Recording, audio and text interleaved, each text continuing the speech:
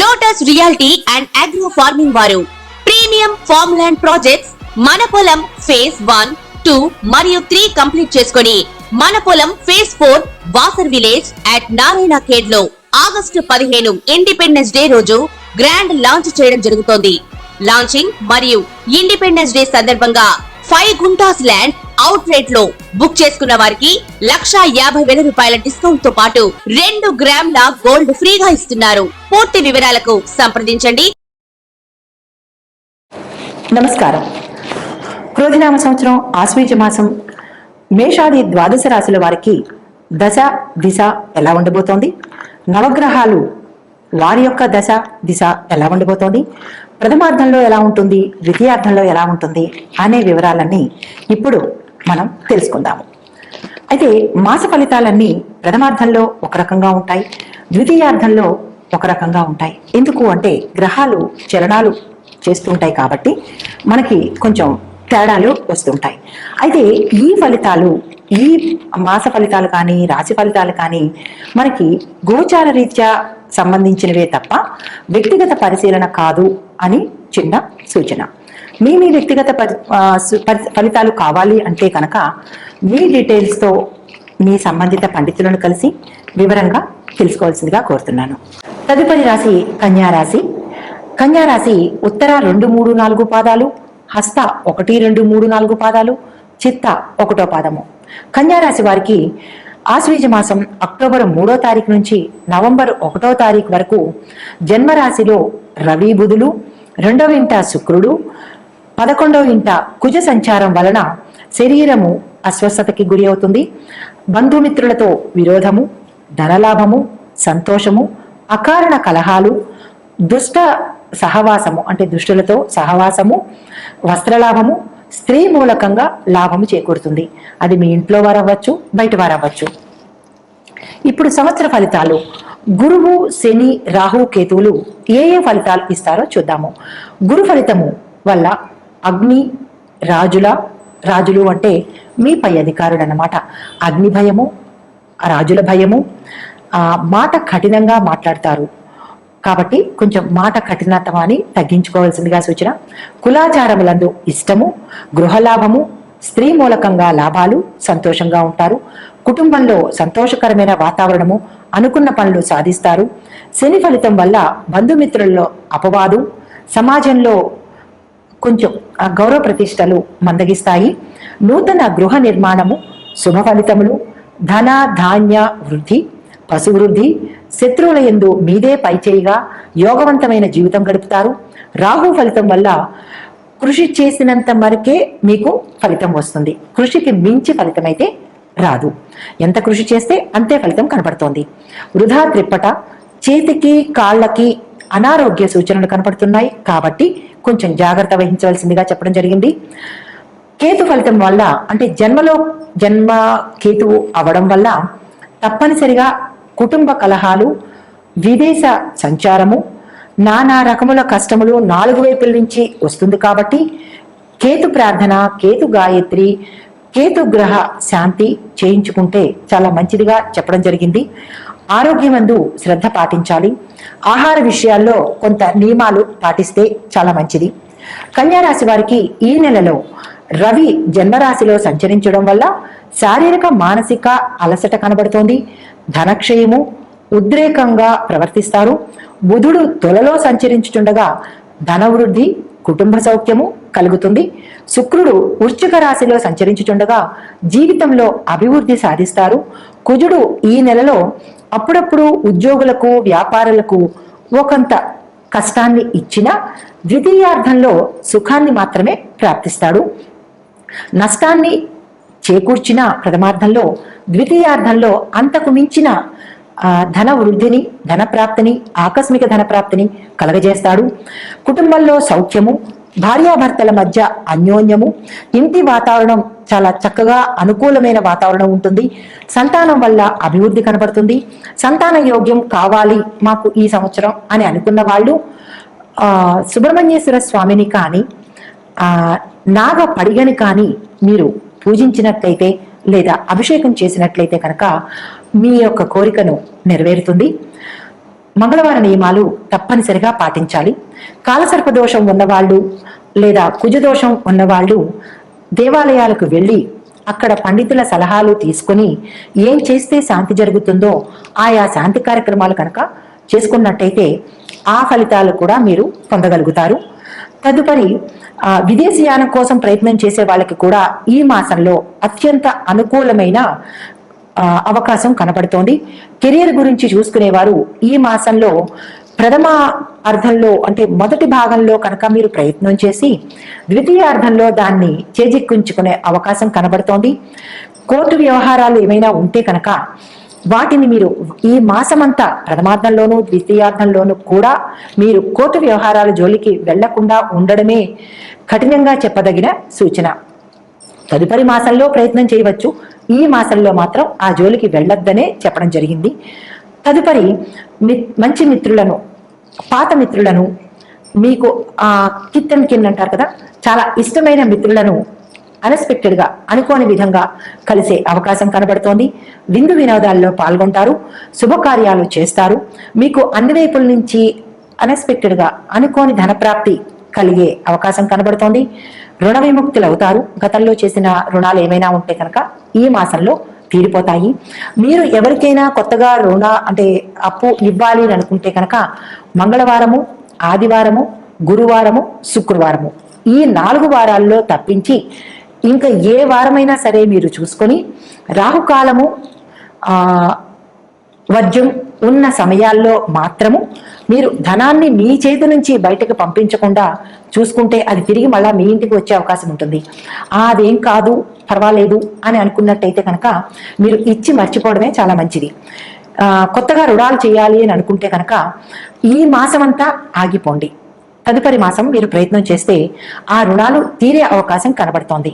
ఏమైనా పెట్టుబడులు పెట్టాలని అనుకుంటే ద్వితీయార్థంలో మీరు పెట్టుబడి పెట్టండి. షేర్ మార్కెట్లో కానీ లేదా చిట్ ఫండ్స్ లో కానీ లేదా ఇంకేదైనా ఆదాయ మార్గంలో కనుక మీరు పెట్టుబడి పెట్టాలి అని అనుకుంటే ద్వితీయార్థంలో పెట్టుబడి పెట్టండి. ఈ ప్రథమార్థంలో తగిన ఆలోచన చేయండి. ఎందులో పెట్టాలి, ఎలా పెట్టాలి అనేది ఆలోచించండి.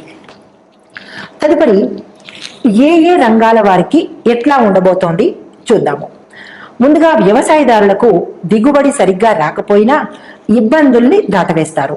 నర్సరీ, పళ్ల తోట వ్యాపారస్తులకు, వ్యవసాయదారులకు, గిడ్డంగుల వాళ్ళకి, పౌల్ట్రీ వాళ్ళకి ఈ మాసంలో మంచి లాభాలను చవిచూస్తారు. వ్యవసాయదారులు గతంలో ఏవైనా కనుక అప్పులు చేసి ఉంటే ప్రథమార్థంలో మాత్రం మీరు తీర్చలేరు. ద్వితీయార్థంలో తీర్చే ప్రయత్నం చేయండి. ప్రభుత్వం నుంచి సహాయ సహకారాలు మీకు ప్రథమార్థంలో అందకపోయినా ద్వితీయార్థంలో మాత్రం తప్పకుండా మీ చేతికి అందుబాటులోకి వస్తుంది.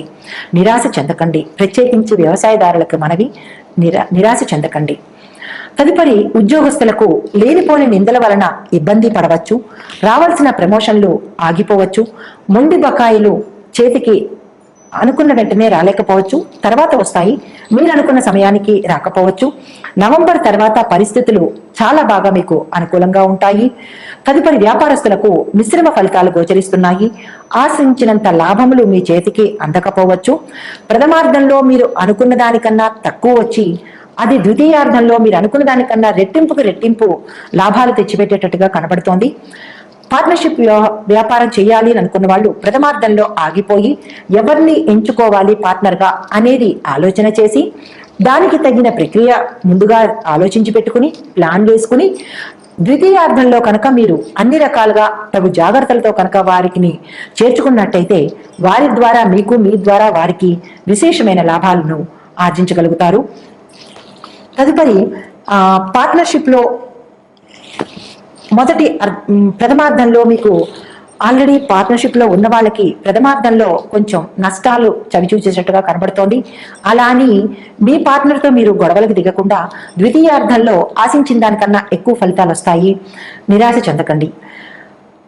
తదుపరి రిటైల్ రంగం వారికి, మార్కెటింగ్ వారికి, రియల్ ఎస్టేట్ రంగం వారికి, చాలా మంచి రైస్ మిల్లర్లకి చాలా మంచి అవకాశం కనబడుతోంది. ధనానికి లోటు ఉండదు. మీ టార్గెట్లను పూర్తి చేసుకుని ఎక్కువ ఆదాయాన్ని పొందేటట్టుగా కనపడుతోంది. కాబట్టి మీరు కొత్త టార్గెట్లని ఈ మాసంలో దిగ్విజయంగా మీరు ఏర్పాటు చేసుకోవచ్చు. చిట్ ఫండ్స్ లో కనుక మీరు పెట్టుబడులు పెట్టాలి అని అనుకుంటే ప్రథమార్థంలో ఆగిపోయి ద్వితీయార్థంలో పెట్టుకోండి. రాజకీయ రంగం వారికి ఎలా ఉండబోతోంది? ఈ మాసంలో ప్రథమార్థంలో మీకు అత్యంత అనుకూలంగా లేకపోయినప్పటికీ ద్వితీయార్థంలో కనుక మీరు మంచి అనుకూలమైన వాతావరణం కనుక ఏర్పాటు చేసుకోగలిగితే, అంటే అధిష్టానంలో కానీ ప్రజల సమస్యలు కానీ మీరు తీర్చినట్లయితే మీకు ప్రత్యేకించి గుర్తింపు ద్వితీయార్థంలో వచ్చేటట్టుగా కనబడుతోంది. గౌరవ ప్రతిష్టలకి మంచి పెద్దపీట వేస్తారు. అధిష్టాన వర్గం మీతో మీరు అనుకున్న పదవి కన్నా, మీరు ఆశించిన పదవి కన్నా పెద్ద పదవిని మీకు వారు ఇవ్వబోతారు. కొత్తగా ఎవరైనా రాజకీయ రంగంలోకి రావాలి అని అనుకున్న వాళ్ళు ఈ మాసం అంతా వారికి మంచి అనుకూలంగా ఉంది. మీ నక్షత్రానికి మంచి నక్షత్రం ఏది, తిథి వార నక్షత్రాలు చూసుకుని మీరు కనుక అప్లై చేసినట్టయితే మీరు అత్యంత అధిక మెజారిటీతో మీరు గెలిచే అవకాశం కనబడుతోంది. రాజకీయ వాతావరణం రాజకీయ వర్గాల వారికి చాలా అనుకూలంగా ఈ మాసం అంతా ఉన్నది. గతంలో రాజకీయ రంగంలో ఉన్న వారికి మరింత పేరు ప్రఖ్యాతలు తెచ్చుకోవాలి అంటే ప్రజల నుంచి మన్ననలు పొందాలి. వారికి సమస్యలను పరిష్కరించినట్లయితే మీకు అసలు తిరిగే ఉండదు. తదుపరి విద్యార్థులకు ఇతర వ్యాపకాలు తగ్గించుకొని చదువు మీద కాన్సన్ట్రేషన్ చేస్తే మంచి ర్యాంకులను సంపాదించవచ్చు. మీరు ఏ కాలేజీలో సీటు సంపాదించాలి అని అనుకుంటున్నారో ఆ కాలేజీని ముందుగా మీరు దర్శించి అక్కడ వాతావరణం చూసుకొని బాగుంది అనుకున్నాకనే మీరు మీ సొంత ప్రయత్నం చేస్తే మంచిది. ఎవరో చెప్పారు అనేటట్టుగా కాకుండా ఇది చదువు అనేది కొన్ని సంవత్సరాల పాటు నిరాఘాటంగా సాగాలి కాబట్టి ఎలా పడితే అలా కాకుండా మీ పెద్దలతో సంప్రదించి వారిని కూడా తీసుకువెళ్ళి కనుక విచారించినట్లయితే కనుక మీకు మంచి కాలేజీలో సీటు దొరికే అవకాశం కనబడుతోంది. విదేశాలలో చదువుకోవాలని అనుకున్న వాళ్ళు ప్రథమార్థంలో ప్రయత్నాలు చేసి ద్వితీయార్థంలో కనుక అప్లై చేసుకున్నట్టయితే మీకు విదేశ చదువులు చక్కగా రాణిస్తుంది. ఏ కాలేజీలో సీటు కావాలనుకుంటున్నారో ఆ కాలేజీలో మీకు సక్సెస్ వస్తుంది. ర్యాంకుల పంట మీ సొంతం అవుతుంది. మంచి మెమరీ పవర్ మీకు చాలా ఈ మాసంలో ఇంప్రూవ్ అయ్యేటట్టుగా కనపడుతోంది. తదుపరి ఏ శాఖలో మీరు కొత్తగా వేరే విద్య కోర్సుల్లో చేరాలి అని అనుకుంటున్నారో మీరు చేసే కోర్సు కాకుండా కొత్త కోర్సులో చేరాలి అని అనుకుంటే కనుక ప్రథమార్థంలో బుధవారం నాడు కనుక మీ నక్షత్రానికి సరిపడ్డ బుధవారం చూసుకుని అప్పుడు మీరు అప్లై చేసుకుంటే ఆ కోర్సులో కూడా మీరు విజయాన్ని సాధిస్తారు. తదుపరి వినాయకుడి పూజ, సరస్వతి పూజ చేయవలసిందిగా చెప్పడం జరిగింది. మరిన్ని సానుకూల ఫలితాల కోసం నక్షత్రాల వారీగా ఫలితాలు, సూచనలు, పరిహారాలు. ఉత్తరా నక్షత్రం వారు ప్రతిరోజు సూర్య నమస్కారాలు చేయండి. ఆదివార నియమాలు పాటించండి. మాంసాహారాన్ని నిషేధించండి. సూర్యుడికి తప్పకుండా తులసి మొక్కలో అర్ఘ్యాన్ని ఇవ్వండి. సూర్య అష్టకం జపించండి లేదా సూర్య గాయత్రి చదవండి లేదా సూర్య అష్టకం సప్తాస్వరద మారూఢం ప్రచండం కశ్యపాత్మజం అనే శ్లోకం ఉంది కదా, దాన్ని మీరు 18 సార్లు కానీ 7 సార్లు కానీ జపం చేయండి. ఆ తదుపరి సూర్య స్వామికి రాగి పాత్ర కొని ఎవరికైనా దేవాలయంలో ఆదివారం నాడు దానంగా ఇచ్చేయండి. దానిలో బియ్యం పోసి కానీ లేదా అక్షంతలు వేసి కానీ దక్షిణ పెట్టి చిన్న రాగి పాత్రతో దాన్ని మీరు ఎవరికైనా దానంగా ఇచ్చినట్టయితే మీకు గతంలో ఉండే శత్రుబాధలు కానీ లేదా ఇంట్లో కుటుంబంలో మీపై గిట్టని వారి వల్ల వచ్చే నరదృష్టి కానీ అది మీకు పోతుంది. ఈ సూచన తప్పకుండా చేయవలసిందిగా చెప్పడం జరిగింది. తదుపరి సోమవారం పూట ప్రదోష సమయాన శివాభిషేకం చేయండి. శివాలయాల దర్శనం చేయండి. సోమవార నియమాలను పాటించండి. ఏకభుక్తం చేస్తే మరీ మంచిది. పంచాక్షరి మంత్రం ఓం నమ శివాయ అనే మంత్రాన్ని 108కి తక్కువ కాకుండా సాయంత్రం పూట చేసుకోవాల్సిందిగా చెప్పడం జరిగింది. ప్రతిరోజు చంద్రుణ్ణి చూస్తూ ఓం సోమాయ నమః లేదు అంటే ఓం చంద్రాయ నమః ఈ 2 మంత్రాలు ఏది మీకు సులువు అనిపిస్తే అది చదువుకుంటూ కనీసం 5 నిమిషాల పాటైనా లేదా 108 సార్లు ఈ మంత్రం చదువుకుంటూ చంద్రుని దర్శనం చేసుకున్నట్టయితే చంద్ర సంబంధిత దోషాలు కానీ, చంద్ర సంబంధిత వ్యాధులు కానీ, చంద్ర సంబంధిత మనోవ్యాకులత కానీ పోయి చంద్రుడి యొక్క అనుగ్రహాన్ని మీరు పొందే అవకాశం ఉంటుంది. తదుపరి చిత్తా నక్షత్రం వారికి మంగళవారము నియమాలు పాటించండి. మంగళవారము సుబ్రహ్మణ్యేశ్వర స్వామి అష్టోత్తరం చేయండి. స్వామివారికి అభిషేకం చేసుకుంటే చాలా మంచి ఫలితాలను పొందవచ్చు. సంతానం కోరుకునేవారు మంగళవారం నియమాలు పాటిస్తూ మీకు నచ్చిన దగ్గరలో ఉన్న స్వామివారి గుడికి వెళ్ళి అక్కడ సుబ్రహ్మణ్యేశ్వర స్వామి ప్రతిమ లేకపోయినా నవగ్రహాలలో స్వామివారు ఉంటారు కాబట్టి ఆ స్వామివారి చుట్టూ ప్రదక్షిణాలు చేసుకుని చిన్న అరటిపండుని అక్కడ వదిలేసి వచ్చేస్తే చాలా మంచిది. అరటిపండు కానీ ఏదైనా పండు మీ శక్తి అనుసారము అక్కడ వదిలి వచ్చేస్తే, మీ కోరిక చెప్పుకుని వదిలి వచ్చేస్తే స్వామివారి అనుగ్రహం కలిగి సత్సంతానం కలుగుతుంది. తదుపరి స్తోత్ర పారాయణాలు చేయగలిగినా లేదా విన్నా కానీ తత్సమానమైన ఫలితాలు, శుభ ఫలితాలు వనగూరుతాయి.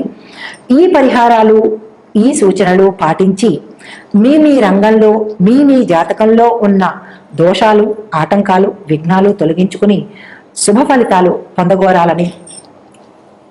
నమస్తే.